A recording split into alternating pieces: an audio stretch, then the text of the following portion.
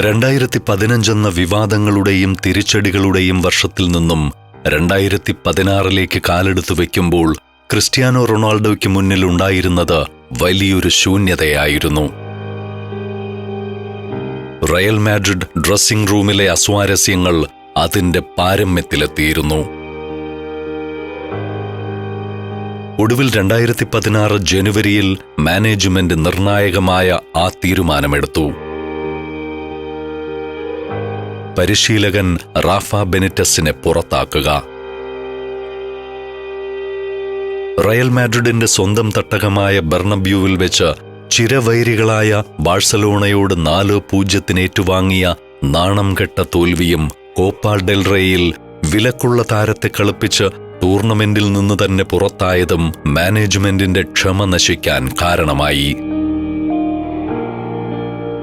എന്നാൽ ഇതിനെല്ലാം അപ്പുറം ഡ്രസ്സിംഗ് റൂമിൽ കളിക്കാരും പരിശീലകനും തമ്മിലുള്ള ബന്ധം പൂർണ്ണമായും തകർന്നിരുന്നു. ലോകത്തെ ഏറ്റവും മികച്ച ഫുട്ബോളറായ റൊണാൾഡോയെ എങ്ങനെ ഫ്രീ കിക്ക് എടുക്കണമെന്നും പ്രതിരോധ നിരയെ എങ്ങനെ വെട്ടിച്ചു മുന്നേറണമെന്നും വീഡിയോകൾ കാട്ടി പഠിപ്പിക്കാൻ ബെനിറ്റസ് ശ്രമിച്ചത് റൊണാൾഡോയ്ക്ക് വലിയ അപമാനമായി. ബെനിറ്റസിന്റെ പ്രതിരോധത്തിലൂന്നിയുള്ള കളിശൈലി റൊണാൾഡോയിലെ ഗോളടി യന്ത്രത്തെ ശ്വാസം മുട്ടിച്ചിരുന്നു. ഒടുവിൽ മാഡ്രിഡിന്റെ അമരത്തേക്ക് പുതിയൊരു പരിശീലകൻ കടന്നുവന്നു. സാക്ഷാൽ സിനദിൻ സിദാൻ. ലോകം കണ്ട എക്കാലത്തെയും മികച്ച ഫുട്ബോൾ ഇതിഹാസങ്ങളിലൊരാൾ പരിശീലകന്റെ കുപ്പായത്തിലെത്തിയത് റയൽ മാഡ്രിഡിൽ പുതിയ ഉണർവേകി. സിദാന്റെ കീഴിൽ റൊണാൾഡോയും സംഘവും തങ്ങളുടെ പഴയ പ്രതാപത്തിലേക്ക് അതിവേഗം മടങ്ങിയെത്താൻ തുടങ്ങി. ബെനിറ്റസിനെ പോലെ സിദാൻ റൊണാൾഡോയെ അമിതമായി നിയന്ത്രിക്കാൻ ശ്രമിച്ചില്ല. പകരം അവന് പൂർണ്ണ സ്വാതന്ത്ര്യവും അവൻ അർഹിക്കുന്ന ബഹുമാനവും നൽകി. അവന്റെ തോളിൽ തട്ടി സിദാൻ പറഞ്ഞു, "നീ ഗ്രൗണ്ടിൽ പോയി നിന്റെ സ്വാഭാവിക കളി പുറത്തെടുക്കുക. ബാക്കിയെല്ലാം ഞാൻ നോക്കിക്കൊള്ളാം." ആ പിന്തുണ റൊണാൾഡോയ്ക്ക് വലിയ ആവേശമായി. അദ്ദേഹത്തിന്റെ തന്ത്രങ്ങൾക്ക് കീഴിൽ പഴയ പ്രതാപത്തിലേക്ക് കുതിച്ചുകൊണ്ടിരുന്ന റയൽ മാഡ്രിഡിന് ഏപ്രിലിൽ നടന്ന ചാമ്പ്യൻസ് ലീഗ് ക്വാർട്ടർ ഫൈനലിൽ കാത്തിരുന്നത് വലിയൊരു ദുരന്തമായിരുന്നു. ജർമ്മൻ ക്ലബ്ബായ വോൾഫ്സ്ബർഗിനെതിരായ ആദ്യപാദ മത്സരത്തിൽ 2-0 എന്ന സ്കോറിന് റയൽ മാഡ്രിഡ് അപ്രതീക്ഷിത തോൽവി ഏറ്റുവാങ്ങി. ടൂർണമെന്റിൽ നിന്ന് ടീം പുറത്താകുമെന്ന് ഫുട്ബോൾ ലോകം ഉറപ്പിച്ചു. എന്നാൽ 2ാം പാദ മത്സരത്തിനായി തങ്ങളുടെ ഹോം ഗ്രൗണ്ടായ സാന്റിയാഗോ ബെർണബ്യൂവിൽ ഇറങ്ങുന്നതിന് മുൻപ് റൊണാൾഡോ ആരാധകർക്കായി ഒരു വാക്ക് നൽകി. ഇതൊരു മാന്ത്രിക രാത്രിയായിരിക്കും. ഞങ്ങൾ തിരികെ വരും. 2016 ഏപ്രിൽ 12. സാന്റിയാഗോ ബെർണബ്യൂവിലെ ഗ്യാലറികളിൽ 80,000-ഓളം വരുന്ന കാണികൾ ഇരമ്പിയാർക്കുകയാണ്. റയലിന് സെമിയിലെത്താൻ 3 ഗോളുകൾ വേണം. ഒരെണ്ണം പോലും വഴങ്ങാനും പാടില്ല. മൈതാനത്ത് റൊണാൾഡോ എതിരാളികളുടെ ഓരോ നീക്കങ്ങളും നിരീക്ഷിച്ചുകൊണ്ട് പന്തിന് പുറകെ പായുകയാണ്. ആദ്യ മിനിറ്റ് മുതൽ തന്നെ അവൻ ജർമ്മൻ പ്രതിരോധ നിരയെ ശ്വാസം മുട്ടിച്ചു തുടങ്ങി. ലക്ഷ്യത്തിലേക്ക് മാത്രം കണ്ണുനട്ട് റൊണാൾഡോ കുതിച്ചു. ഒടുവിൽ 15ാം മിനിറ്റിൽ ആ നിമിഷം വന്നെത്തി. വലത് വിങ്ങിൽ നിന്നും കാർവഹാൽ നൽകിയ ക്രോസ് ബോക്സിലേക്ക് ഒഴുകിയെത്തുമ്പോൾ വോൾസ്ബർഗ് പ്രതിരോധത്തിന് ചെറിയൊരു പിഴവ് സംഭവിച്ചു. പന്തിന്റെ ഗതി മുൻകൂട്ടി കണ്ട റൊണാൾഡോ മിന്നൽ വേഗത്തിൽ അവിടെ പാഞ്ഞെത്തി. ഒട്ടും സമയം കളയാതെ അവൻ ആ പന്ത് വലയിലാക്കി. ഗാലറി ഇളകി മറിഞ്ഞു. ആദ്യ ഗോളിന്റെ ആഘോഷം തീരുന്നതിന് മുൻപേ വോൾഫ്സ്ബർഗ് ഒന്ന് ശ്വാസമെടുക്കുന്നതിന് മുൻപേ തന്നെ അടുത്ത പ്രഹരം വന്നു. വെറും 2 മിനിറ്റുകൾക്ക് ശേഷം റയലിന് അനുകൂലമായൊരു കോർണർ കിക്ക്.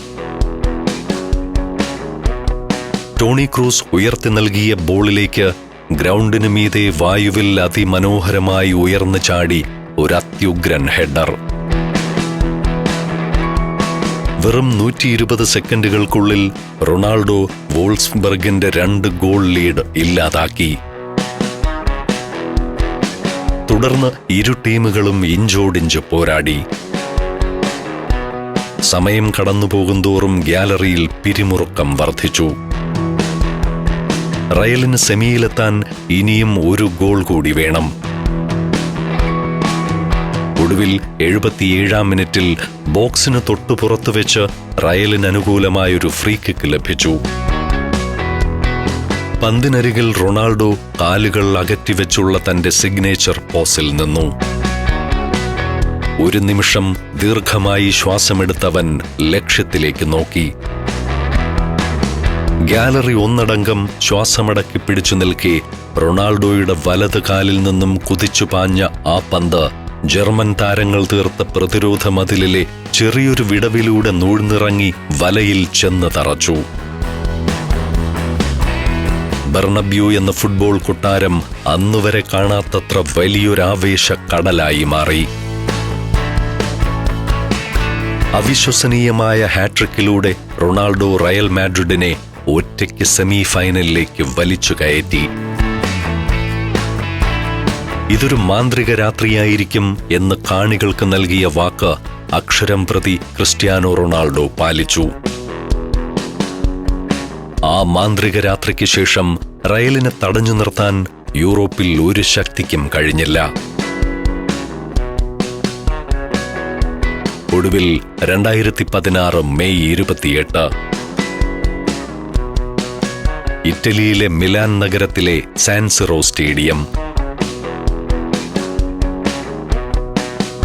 യൂറോപ്പിലെ ഫുട്ബോൾ രാജാക്കന്മാരെ കണ്ടെത്താനുള്ള കലാശ പോരാട്ടം. എതിരാളികൾ മറ്റാരുമായിരുന്നില്ല, സാക്ഷാൽ അത്ലറ്റിക്കോ മാഡ്രിഡ്. മുൻവർഷം മാഡ്രിഡ് ഡെർബിയിൽ സ്വന്തം മൈതാനത്ത് വെച്ച് റയലിനെ 4-0 നാണം കെടുത്തിയ അതേ ബദ്ധശത്രുക്കൾ. കണക്കുകൾ തീർക്കാൻ റയലും ചരിത്രം തിരുത്താൻ അത്ലറ്റിക്കോയും. നിശ്ചിത സമയത്തും പിന്നീട് അനുവദിച്ച അധിക സമയത്തും ഇരു ടീമുകളും ഓരോ ഗോൾ വീതമടിച്ച് 1-1 എന്ന നിലയിൽ തുല്യത പാലിച്ചു. ഒടുവിൽ വിധി നിർണയിക്കാൻ മത്സരം പെനാൽറ്റി ഷൂട്ടൌട്ടിലേക്ക് നീങ്ങി. ഓരോ കിക്കുകളും ലക്ഷ്യത്തിലേക്കെത്തുമ്പോൾ ഗ്യാലറിയിൽ നെഞ്ചിടിപ്പേറി. അത്ലറ്റിക്കോയുടെ ജുവാൻ ഫ്രാൻ എടുത്ത കിക്ക് പോസ്റ്റിലിടിച്ചു മടങ്ങിയതോടെ റയൽ ആരാധകരുടെ പ്രതീക്ഷകൾ വാനോളമുയർന്നു. റയൽ മാഡ്രിഡിന്റെ 5ാമത്തെയും അവസാനത്തെയും കിക്കെടുക്കാൻ പന്തിനരികിലേക്ക് വന്നത് സാക്ഷാൽ ക്രിസ്ത്യാനോ റൊണാൾഡോ. ഗ്യാലറിയുടെ ആരവങ്ങൾക്കിടയിലും മൈതാനത്ത് വലിയൊരു നിശബ്ദത തളം കെട്ടിനിന്നു. അത്ലറ്റിക്കോ ഗോളി ജാൻ ഒബ്ലാക്കിനെ കാഴ്ചക്കാരനാക്കിക്കൊണ്ട് റൊണാൾഡോയുടെ വലതുകാലിൽ നിന്നുമുള്ള ആ കിക്ക് ഗോൾ വല കുലുക്കി. തന്റെ ജേഴ്സി ഊരിയെറിഞ്ഞ് പേശികൾ വികസിപ്പിച്ച് ഗ്യാലറിയിലേക്ക് നോക്കി റൊണാൾഡോ തന്റെ പതിവ് ശൈലിയിൽ വിജയാഘോഷം നടത്തി. കഴിഞ്ഞ വർഷത്തെ കണ്ണീരിനും അപമാനങ്ങൾക്കും മിലാനിലെ പുൽമൈതാനത്ത് വെച്ച് റൊണാൾഡോ പകരം വീട്ടി. റയൽ മാഡ്രിഡിന്റെ ചരിത്രത്തിലെ 11ാമത്തെ ചാമ്പ്യൻസ് ലീഗ് കിരീടം.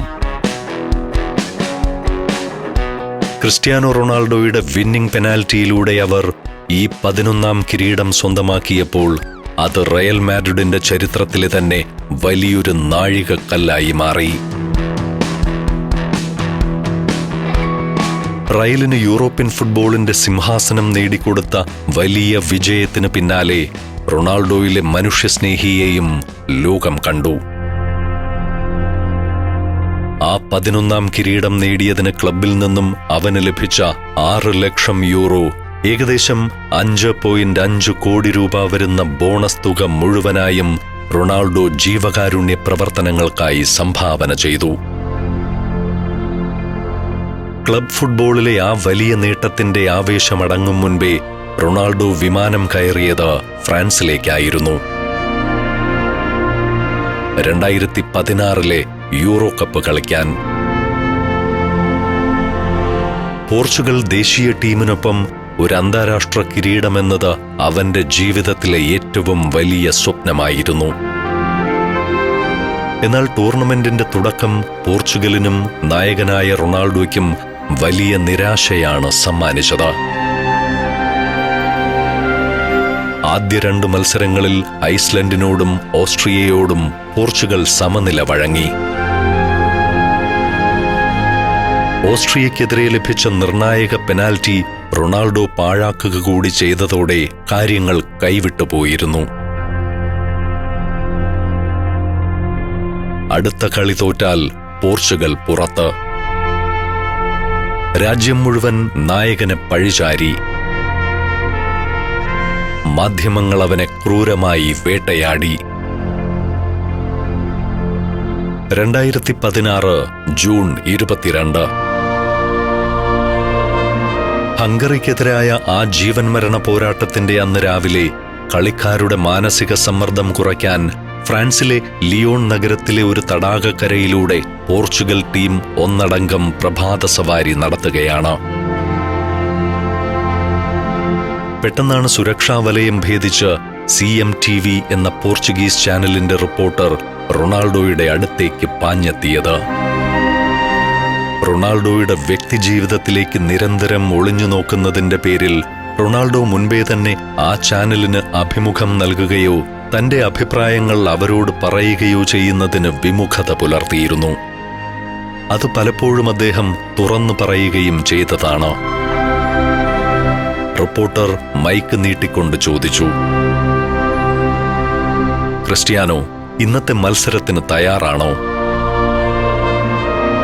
എന്നാൽ ഒരു രാജ്യത്തിന്റെ മുഴുവൻ പ്രതീക്ഷകളുടെ ഭാരവും മുൻപത്തെ മത്സരത്തിലെ നിരാശയും പേറി നിൽക്കുന്ന ആ നായകന് അതൊരു വലിയ പ്രകോപനമായി മാറി.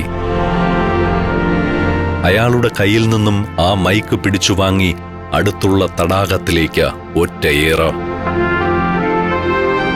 ചുറ്റും നിന്നവർ സ്തംഭിച്ചുപോയി.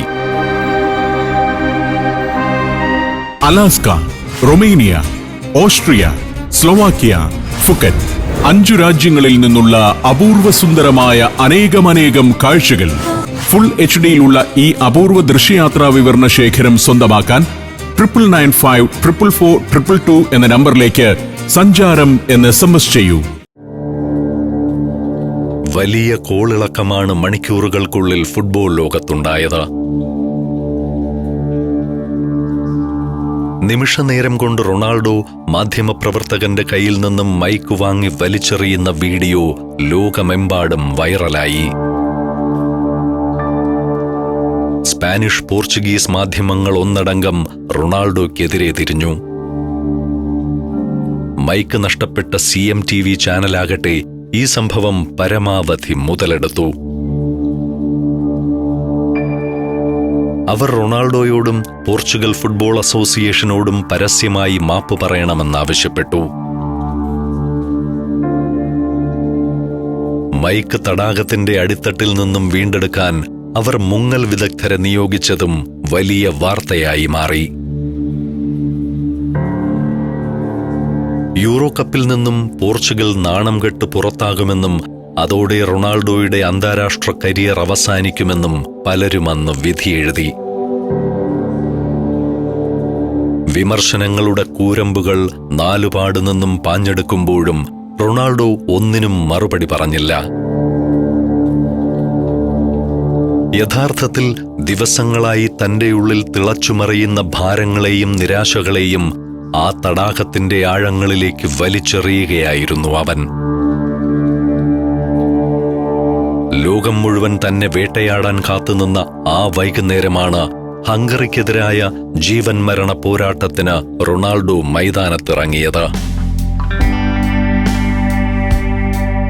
തന്റെ കഥ കഴിഞ്ഞുവെന്ന് വിധി എഴുതിയ മാധ്യമങ്ങൾക്ക് മുന്നിൽ ഒന്നിനു പുറകെ ഒന്നായി 2 ഗോളുകൾ.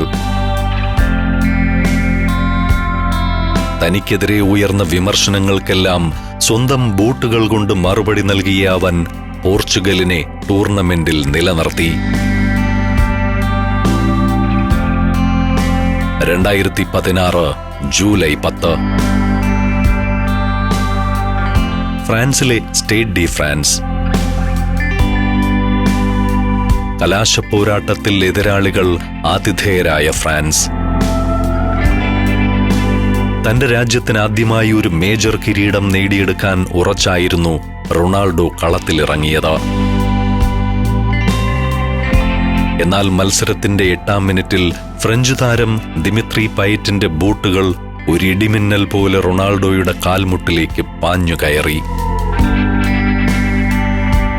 വേദന കൊണ്ട് പുളഞ്ഞിട്ടും മൈതാനം വിട്ടുപോകാൻ അവൻ തയ്യാറായിരുന്നില്ല. മുടന്തിക്കൊണ്ടും വേദന കടിച്ചുപിടിച്ചും റൊണാൾഡോ പന്തിന് പിന്നാലെ കുതിച്ചു. തന്റെ രാജ്യത്തിനു വേണ്ടിയുള്ള ആ പോരാട്ടം പാതിവഴിയിൽ ഉപേക്ഷിക്കാൻ റൊണാൾഡോയുടെ മനസ്സൊരുക്കമായിരുന്നില്ല.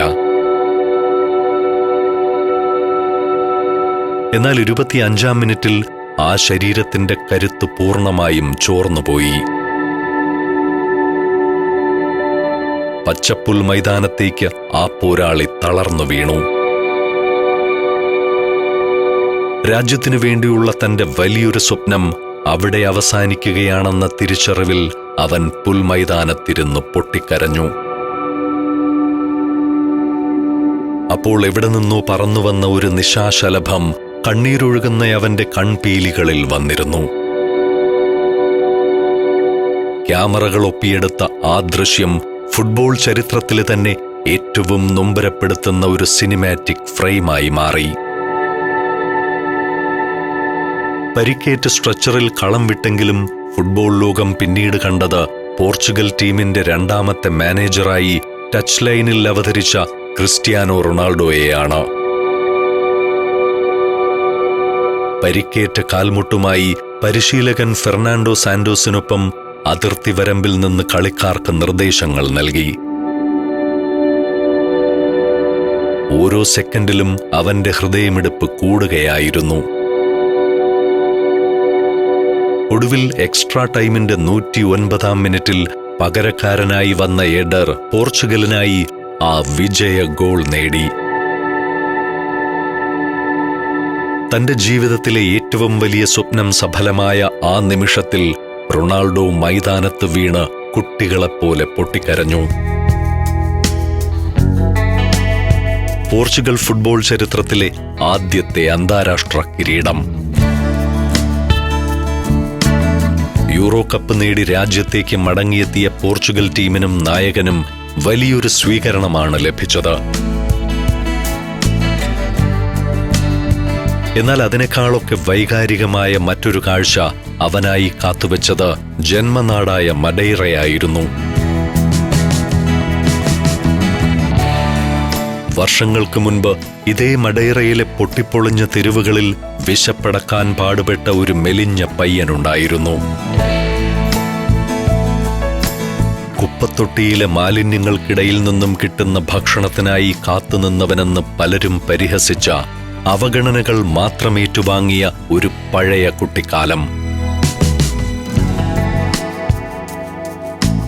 അന്ന് വെറുമൊരു 12-കാരനായി കണ്ണീർ വാർത്തു നിൽക്കുന്ന അമ്മയെ വിട്ട് തന്റെ വലിയ സ്വപ്നങ്ങൾക്ക് പിന്നാലെ പറക്കാൻ അവൻ ആ ദ്വീപിൽ നിന്നും വിമാനം കയറുമ്പോൾ ആരും അവനെ തിരിഞ്ഞു നോക്കിയിരുന്നില്ല. എന്നാൽ വർഷങ്ങൾക്കിപ്പുറം യൂറോപ്പിന്റെ നെറുകയിൽ സ്വന്തം രാജ്യത്തിന്റെ പതാക പാറിച്ചവൻ മടങ്ങിയെത്തുമ്പോൾ ആ നാടവന് നൽകിയത് ചരിത്രത്തിലെ ഏറ്റവും വലിയ ആദരവുകളിലൊന്നാണ്. 2016 ജൂലൈ 23 ആ ദ്വീപിലേക്കുള്ള കവാടമായ അവിടുത്തെ വിമാനത്താവളത്തിന്റെ പേര് ക്രിസ്ത്യാനോ റൊണാൾഡോ ഇന്റർനാഷണൽ എയർപോർട്ട് എന്ന് രാജ്യം ഔദ്യോഗികമായി പുനർനാമകരണം ചെയ്തു. ചില രാഷ്ട്രീയക്കാരുടെ എതിർപ്പുകൾ പോലും ഉണ്ടായിട്ടും ആ നാട് അവരുടെ പ്രിയപുത്രനെ നെഞ്ചോട് ചേർത്തു. ഒരു കാലത്ത് ആ നാട്ടിലെ ദാരിദ്ര്യത്തിൽ നിന്നും അപമാനങ്ങളിൽ നിന്നും രക്ഷപ്പെടാൻ അവൻ കണ്ണീരോടെ വിമാനം കയറിയ അതേ എയർപോർട്ട് ഇന്ന് ലോകത്തിന്റെ നാനാഭാഗത്തു നിന്നും വരുന്ന വിമാനങ്ങൾ ചെന്നിറങ്ങുന്നത് ലോകം കീഴടക്കിയ ആ പഴയ പയ്യന്റെ പേരിലുള്ള മണ്ണിലേക്കാണ്. കാലം അവന് നൽകിയ ഏറ്റവും മനോഹരമായ കാവ്യനീതിയായിരുന്നു അത്. സ്വന്തം പേരിൽ ഇത്രയും വലിയൊരു അംഗീകാരം ലഭിച്ചതിനു പിന്നാലെ ലോകമെമ്പാടുമുള്ള പാവപ്പെട്ട കുട്ടികളെ സഹായിക്കാനായി ഓഗസ്റ്റിൽ റൊണാൾഡോ CR7 സെൽഫി എന്ന മൊബൈൽ ആപ്പും പുറത്തിറക്കി.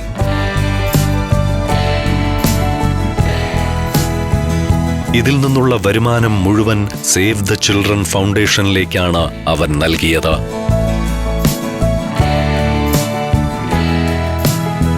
കളിക്കളത്തിലെ വീരനായകൻ പുറത്ത് പാവങ്ങളുടെ കാവൽക്കാരനാകുന്ന കാഴ്ചയായിരുന്നു അത്.